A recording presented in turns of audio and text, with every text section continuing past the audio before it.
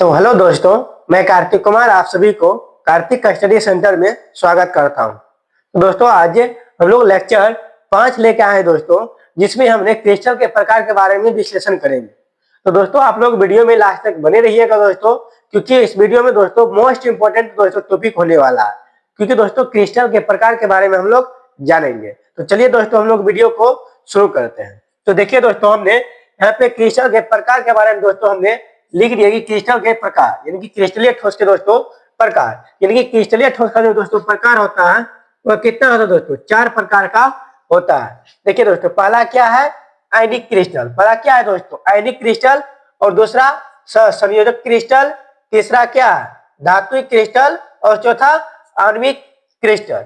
ठीक, तो दोस्तों आप लोग इस प्रकार से आपको लगता होगा कि मतलब है ना ये क्या बोल दिए। तो चलिए इसको हम लोगों ने पूरा परिभाषा के साथ समझते हैं। दोस्तों आज का लेक्चर में यानी कि 5वां लेक्चर में दोस्तों हम लोग इस एक टॉपिक को क्लियर करेंगे, यानी कि आयनिक क्रिस्टल के दोस्तों बारे में हम लोग जानेंगे। और अगला लेक्चर में दोस्तों हम लोग संयोजक क्रिस्टल और उसके बाद धात्विक क्रिस्टल और आणविक क्रिस्टल के दोस्तों बारे में जानेंगे। तो चलिए दोस्तों हम लोग है ना आज हेडिंग बनाते हैं कौन सी? आणविक क्रिस्टल का।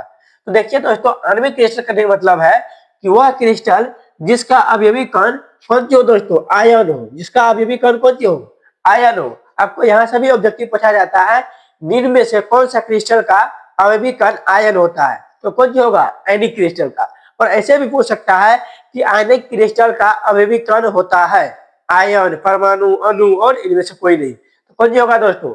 तो आयन होगा। ठीक, तो इस टाइप से आपको ऑब्जेक्टिव पूछा जाता है। तो देखिए दोस्तों, उसे हम लोग कौन सी बोलते हैं? आयनिक क्रिस्टल बोलते हैं। और इसका एग्जाम्पल देखिए दोस्तों, आप लोग ऐसा यौगिक का नाम लिखेगा जो यौगिक पूर्ण रूप से अपना अलग हो जाता है, यानी कि 100% अलग हो जाएगा। जैसे NaCl हो गया दोस्तों, Na प्लस और Cl माइनस दोस्तों पूर्ण रूप से अलग हो जाएगा। उसके बाद KCl हो गया, HCl हो गया, सब कुछ दोस्तों पूर्ण रूप से अलग हो जाता है। अब देखिए दोस्तों, यहाँ पे एक इंपोर्टेंट पॉइंट लिख दिया है दोस्तों, ये जो है दोस्तों धनायन और ऋणायन के मध्य यानी कि बीच में दोस्तों स्थिर विद्युत आकर्षण बल कार्य करता है। दोस्तों इसके मतलब हम इसको कुछ स्ट्रक्चर के माध्यम से समझाते हैं। तो देखिए दोस्तों, यहाँ पे हमने कोई स्ट्रक्चर बना लिए हैं।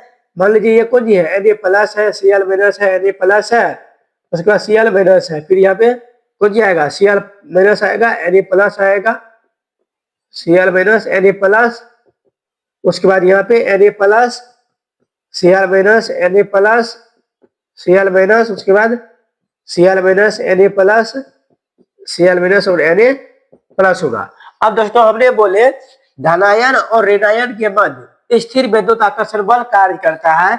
अब देखिए दोस्तों, ये जो हो गया, जैसे मान लीजिए ये कोई हो गया ये माइनस, ये हो गया प्लस, यानी इसको हम लोग कौन सी बोलते हैं दोस्तों? ऋणायन। कौन सी बोलते हैं? ऋणायन। और इसको हम लोग कौन सी बोलते हैं? धनायन। इसको हम लोग कौन सी बोलेंगे? धनायन। इसके बीच में जो दोस्तों जो बल काम करेगा, इस बीच में जो बल काम करेगा उसी बल को हम लोग कौन सी बोलते हैं? स्थिर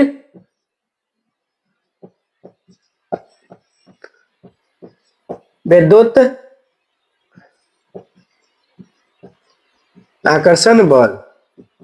ठीक, तो दोस्तों आप लोग समझ गए होंगे कि स्थिर विद्युत आकर्षण बल किस कण के बीच में काम करता है। आप लोग कौन सी बोलिएगा दोस्तों? धनायन और ऋणायन के मध्य में जो बल काम करता है तो कौन सी बोलता है दोस्तों? हम लोग विद्युत आकर्षण बल दोस्तों, यानी कि स्थिर विद्युत आकर्षण बल।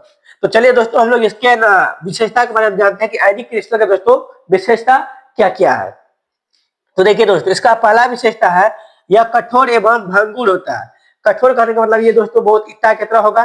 भंगुर कहने का मतलब जैसे आप शीशा को ले लीजिए, शीशा से मारेगा कपार पे तो कपार फोड़ देगा, लेकिन शीशा पे थोड़ा सा अगर पत्थर गिर गया तो वो चूर हो जाता है। इसी को हम लोग को जी बोलते हैं, जो चूचूर हो जाए हम लोग को जी बोलते हैं, भंगुर बोलते हैं।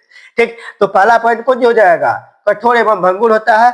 दूसरा, इसका द्रव्यमान व क्वथनांक उच्च होता है दोस्तों। उच्च कहने का मतलब जैसे मान लीजिए ईटा हो जाए, इसको आप कितना पिघलाइएगा, कितना पिघलाइएगा, उसको बहुत ज्यादा टेम्परेचर दीजिएगा, उसके बाद ये जाके एक अवस्था आएगा जो पिघलना शुरू होगा, लेकिन नहीं के बराबर होता है। ठीक है ना।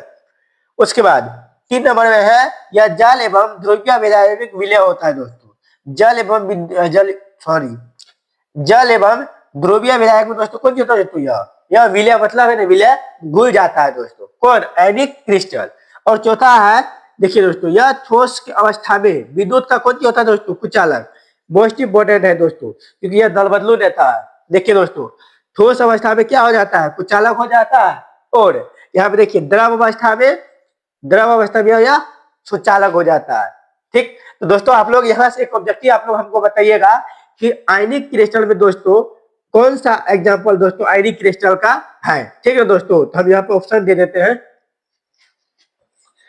ए नंबर में कांच, बस दुइयों को देते हैं दोस्तों NaCl।